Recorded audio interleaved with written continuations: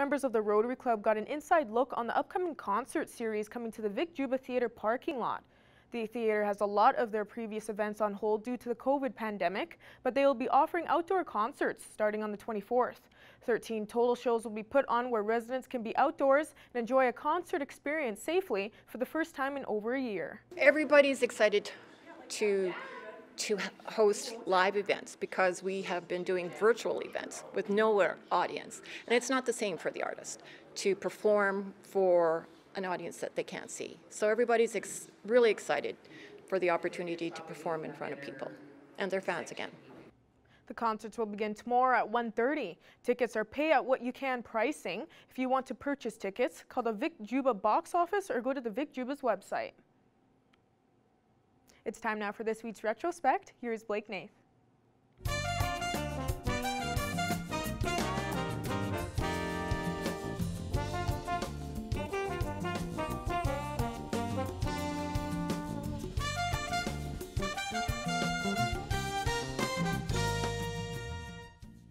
This week in Retrospect. Back in '91, bombs over Margaritaville. Militia training exercises take place at CFB Wainwright.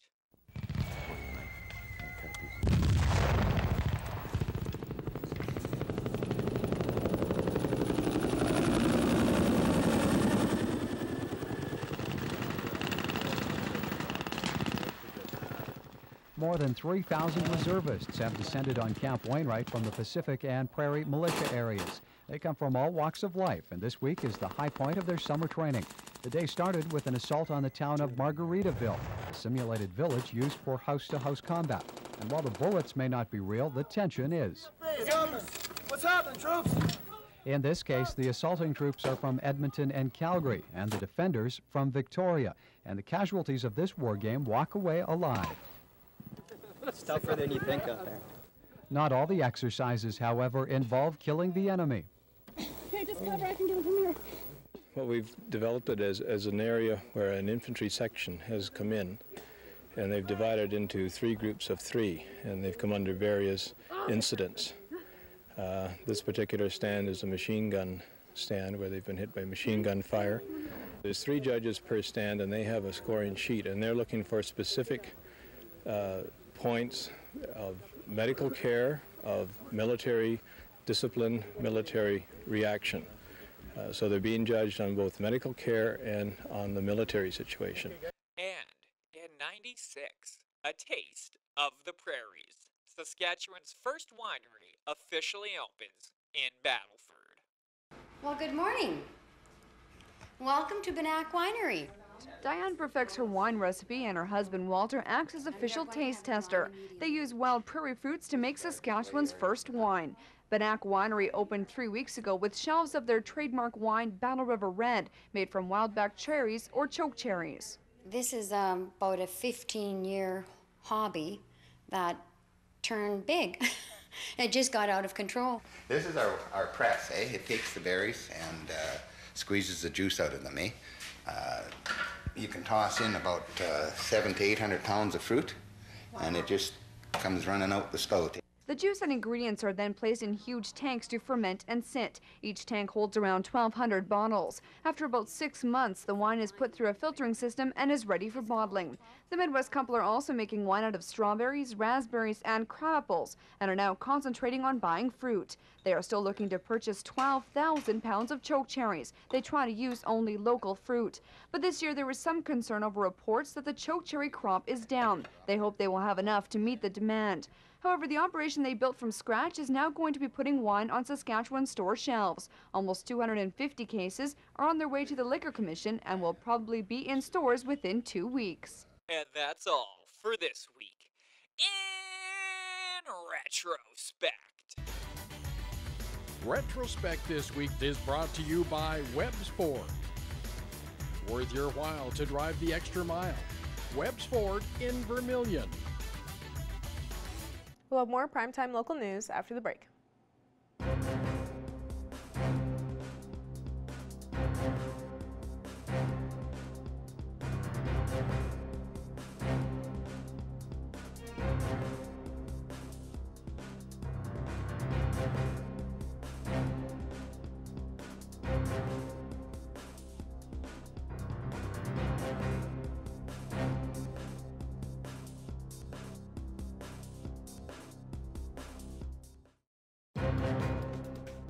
Furniture set and design supplied by Furniture Gallery and Furniture House, downtown Lloydminster.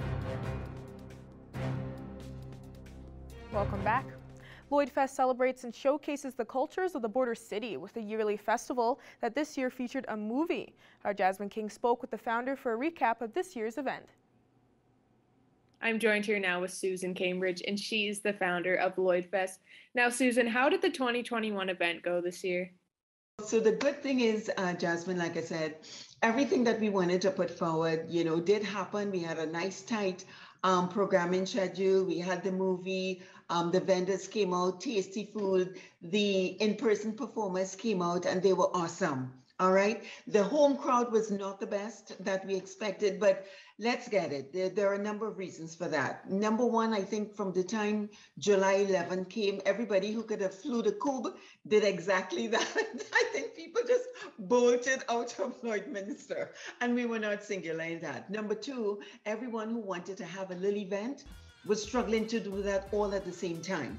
And number three, we were sort of a little bit remote down at the exhibition grounds, but I had to take everything into consideration in terms of why we weren't able to move. And I think I really need to set the record straight, because everybody kept saying, but why wasn't she at the Bud Miller Park? Why didn't happen at the Bud Miller Park? Let me tell you, up until July 11th, the Bud Miller Park was a no fun event like ours.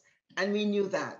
So therefore, when July 11th came, we were already way ahead into the movie production, number one. And it's not easy for me to pick up the phone and call the city and say, hey, I need to move my event right away. There's a process. And that would have probably taken another time, maybe a week, maybe two. I mean, I don't know, given the situation, because I don't know who else would have been fighting up for use of the park at that time.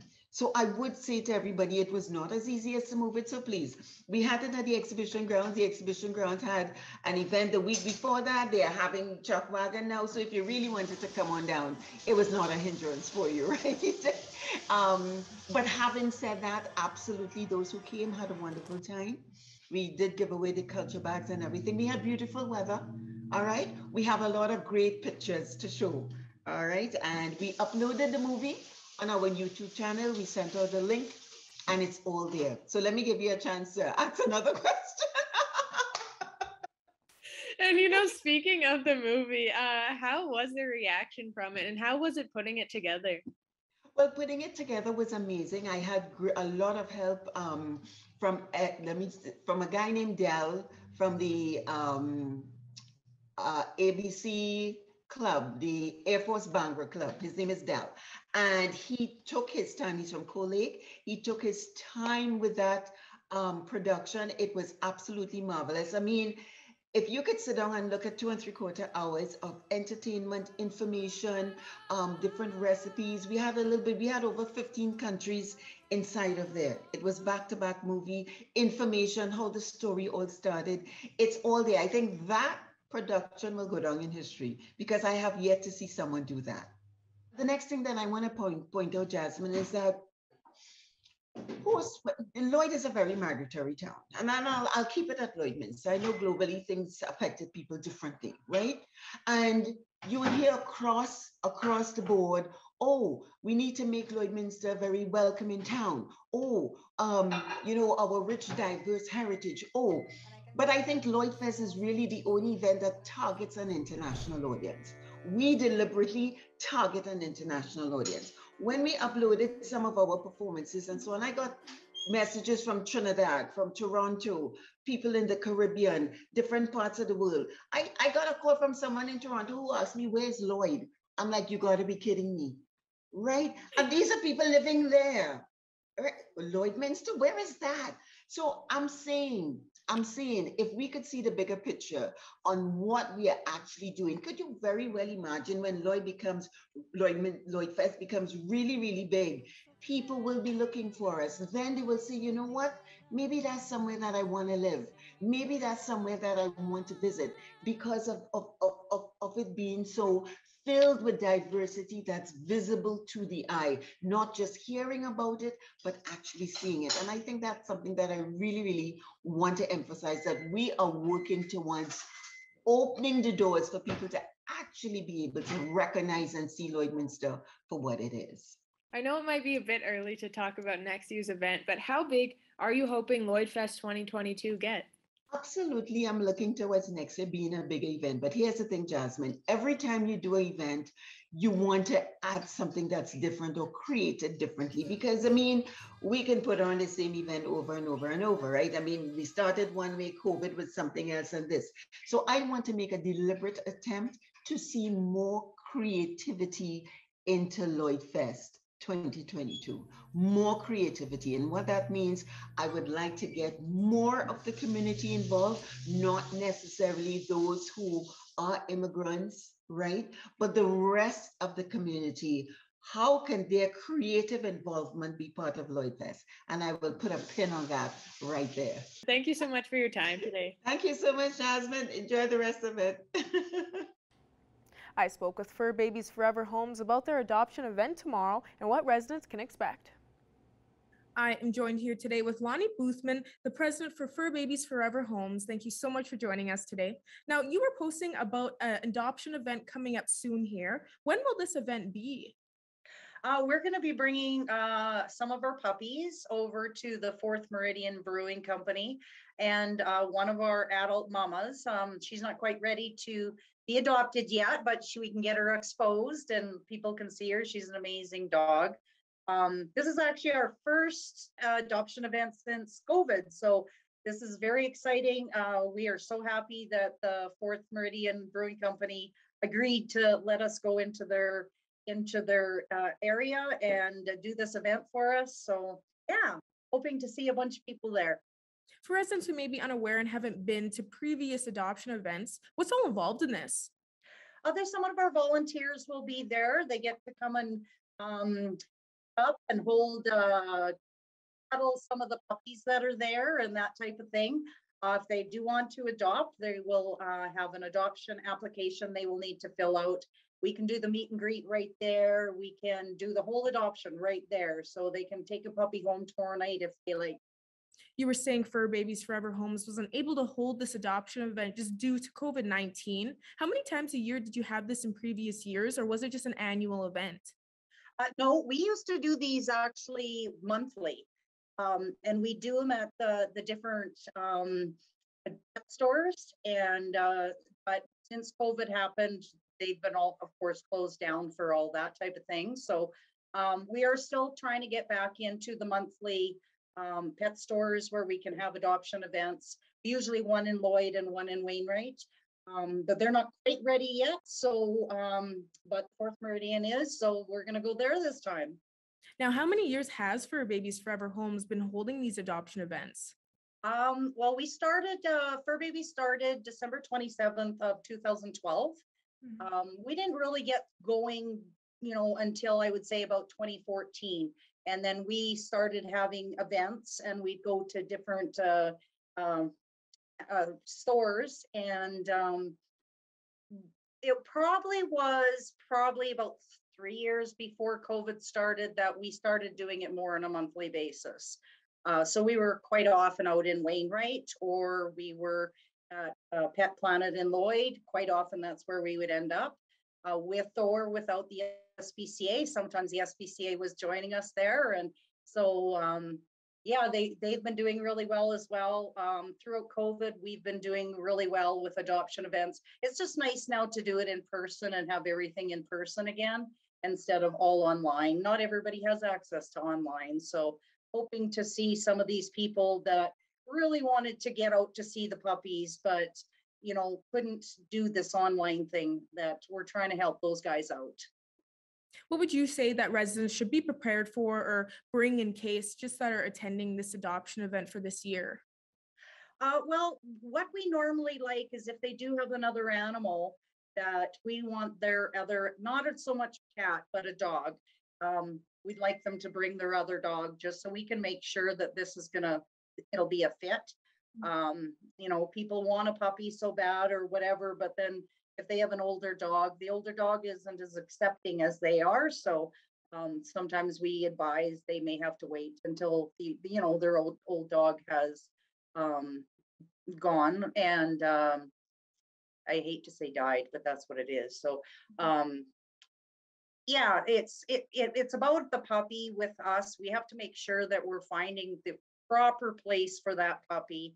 You know, like people ask for a certain puppy, but then we see that they are very athletic and this puppy is not, or vice versa. They're a couch potato. This puppy has a lot of energy. We know that's not going to work out then. So it's about the good fit for that puppy so that it's going to be a forever home for sure.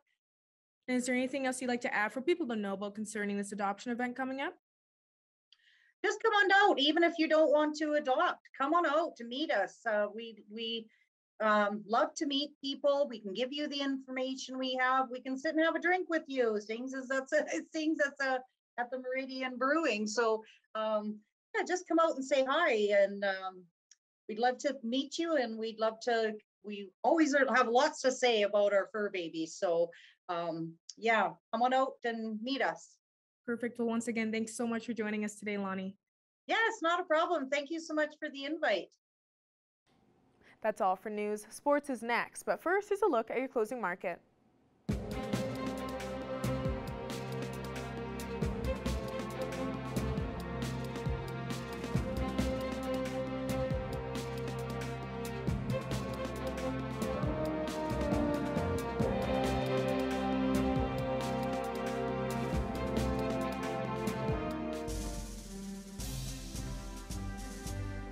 Today's oil prices are brought to you by First General Services.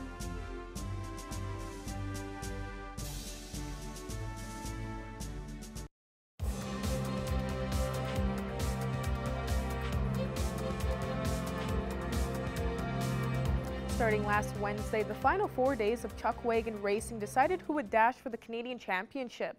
The weather, pressure, and barn management all played a part in deciding the winner. Evan Kenny has more on CPCA Finals. Sunday night at the CPCA Finals was a wet one.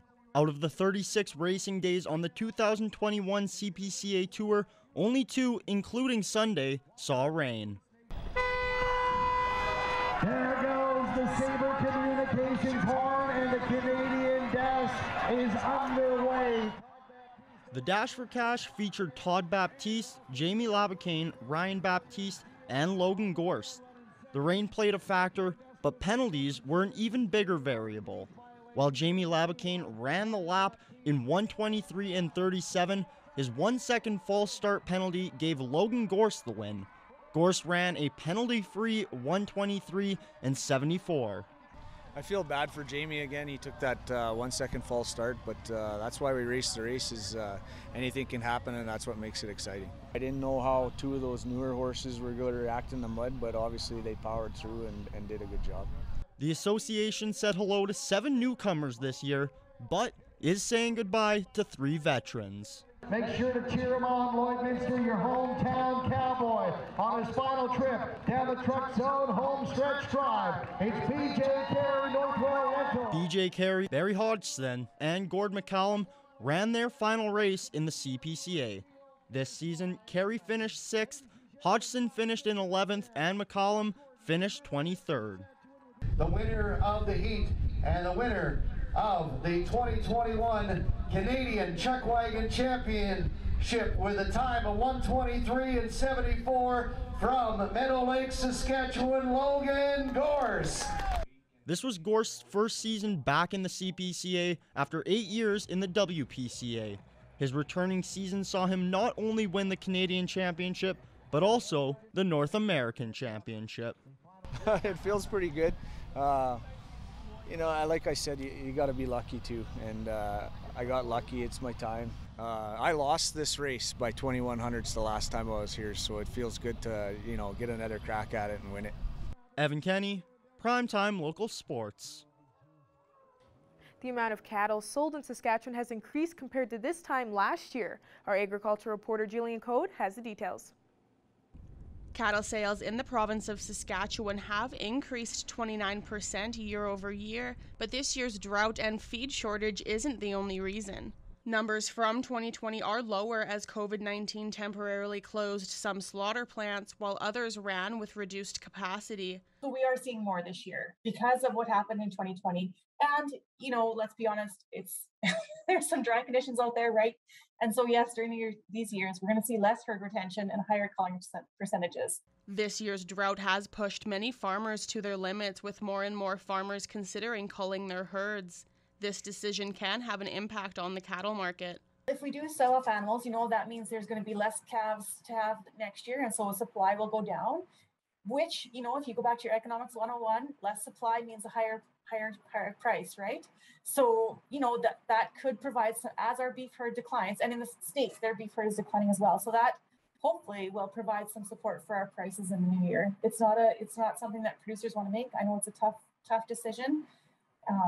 But, you know, hopefully in the future we will see some good prices for our cow-calf producers. The decision to sell a herd is a tough one, and the government of Saskatchewan encourages producers to reach out to a regional specialist. You know, they can offer support for producers to help with the decisions, like if they want to talk about, you know, what they need to feed those animals, if they want to keep them, or, you know, what considerations to take, I guess, when you're talking about culling some animals, you know, what things to look for. Financial relief for producers is expected to be on the way. Government of Saskatchewan's Agricultural Minister David Merritt announced earlier this month that they would allot $119 million for producers through agri recovery. The Government of Canada announced last week that they would pitch in an additional $500 million across all the prairie provinces. Specific details on how that funding will be given out should become available in the next coming days. Jillian Code, Primetime Local News. Now let's have a look at your egg prices.